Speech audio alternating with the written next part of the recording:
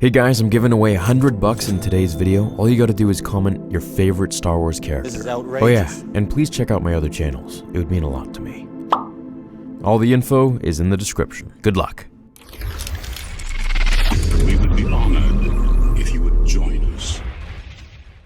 Hey everyone, how are you all doing? Welcome back to another episode. Now normally I like to bring these comics to life in full fashion like I always do. However, in this one, we're gonna just run through the basics of what the story is in part 5 of this issue, because I really want to talk about the ending of this one, as it really has the juiciest parts and then it ends. So, let's get right to it. Now if you guys don't remember, I've covered a few of these from this issue, Star Wars, and this one is number 5. It takes place right after episode 5 when Vader reveals to Luke that he is his father. Let's get a little synopsis of what's going on. Luke Skywalker recently lost his lightsaber in a duel with Darth Vader. The Dark Lord revealed that he was actually Luke's father, the former Jedi Anakin Skywalker.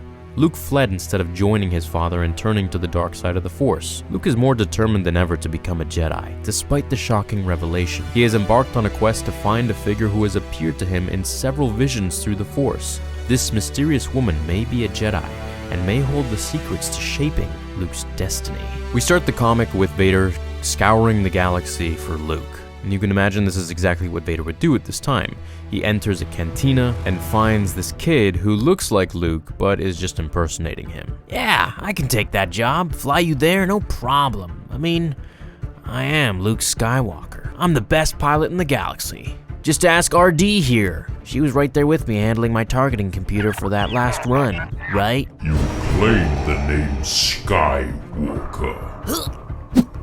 No, I didn't. I was just trying to get some work. I'm not my name. It does not matter. By tomorrow, no one will remember you ever lived.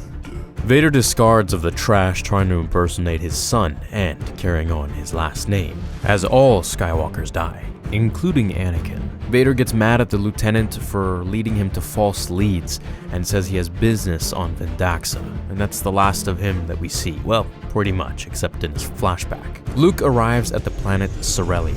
Now the reason Luke is at this planet is because he had a Force vision of a woman who was calling out to him, and finally, he's going there. The planet is a great place for fishing. It's a hub for that, actually. Luke comes across a fisherman, and he asks her just straight out, bluntly, "Are you a Jedi?" And the most heady thing she could do, instead of just saying no, she blasts out of there on her ship. Luke and R2 track her down. They go through some bumps and bruises along the way, and we even get Luke saying that he loves sand. I ever tell you how much I love sand, so it's canon.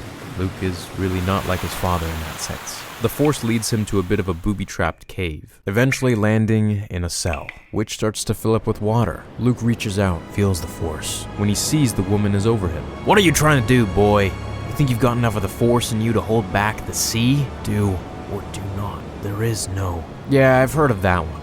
Why are you here? What do you want from me? I already told you. The Force sent me a vision. I saw you. You were calling to me. I don't mean you any harm. I'm training to be a Jedi. Like you. I'm no Jedi, boy, and in my book, anyone who wants to be is a fool. She hits the secret button within the stone wall, and the water starts to deplete, saving Luke. You're strong in the Force, stronger than me, I think. But I do have one thing I'm pretty good at.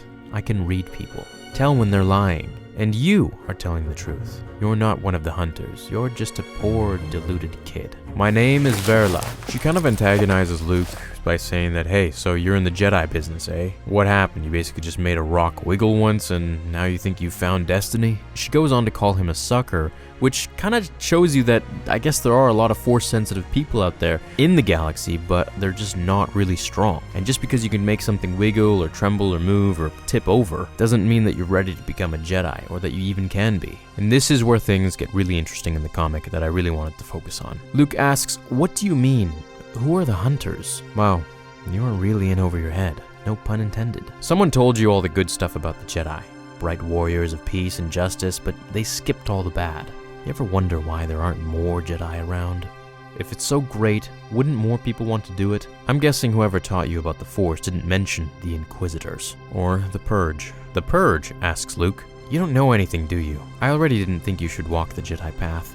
Now I know you shouldn't. She goes on to explain Order 66. And this is really the first time in canon that Luke hears about Order 66 and gets some visions about it if she's able to transfer these visions to his head, or what he can see through the Force or feel through the Force, or whatever it may be, however it works. At the end of the Clone Wars, when Emperor Palpatine took power, he declared the entire Jedi Order to be traitors. He issued Order 66, and most of the Jedi died that very day. Not just full knights either. Padawans, younglings. That was the Purge. Order 66 still stands. Jedi are to be killed on sight, even people who might be Jedi. People like me. That's why I ran when you first saw me.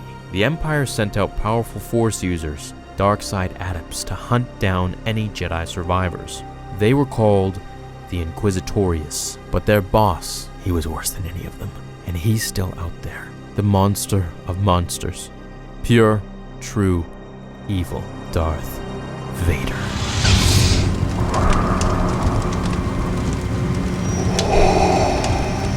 Now this is a pretty cool image. This makes you wonder if all of these bodies that Vader is towering upon and standing on, if they're actually Jedi or if they're just bodies, they're just rebels or whoever. You know what I would really like to see for them to segue to and make a comic after this one, because we've gotten, of course, Luke's story after The Empire Strikes Back and before Return of the Jedi, which we're covering right now, and we've gotten Vader after Revenge of the Sith.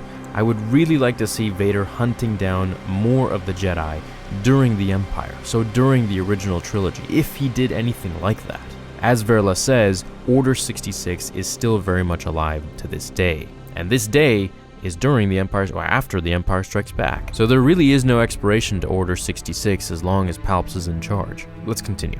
Luke obviously gets a reaction out of this, and she starts to read his mind and feel his thoughts through the Force. She starts to freak out completely. She begins to get these visions of Luke's hand being cut off, of Vader saying, "I am your father." She realizes that he is Darth Vader's son, yells it out, and Luke says, "No, it's a lie, I know it's a..." Which tells me that either he's trying to lie to her, or he truly believes that it's impossible, that there's no way Vader is his father, which doesn't make sense to me. I don't think that's the case. I think he's just lying to her, because in Empire Strikes Back, at the end, when he's already rescued by Leia, he has a Force connection with his father, where his father, Vader, calls out to Luke, and he springs up and says, "Father." And then, of course, he shrivels back and hopes Ben can hear him, and it says, "Ben, why didn't you tell me?" Luke starts to drown in the water, and that's the end of the issue. We'll have to wait for the next one. This one's really exciting for many reasons.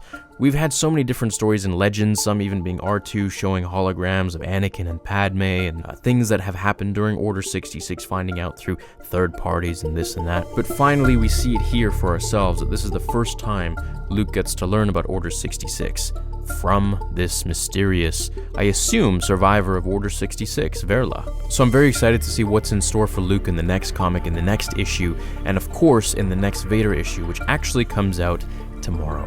I'm looking forward to that as well, and I hope you'll be there with me so I can bring it all to life. I know I said I wouldn't bring this one to life, but I can't really help myself sometimes. It's just kind of fun. Anyways, have an awesome rest of your day. Thank you for watching. Let me know what you think in the comments below, and I'll catch you in the next one. Until then, remember, the Force will be with you always.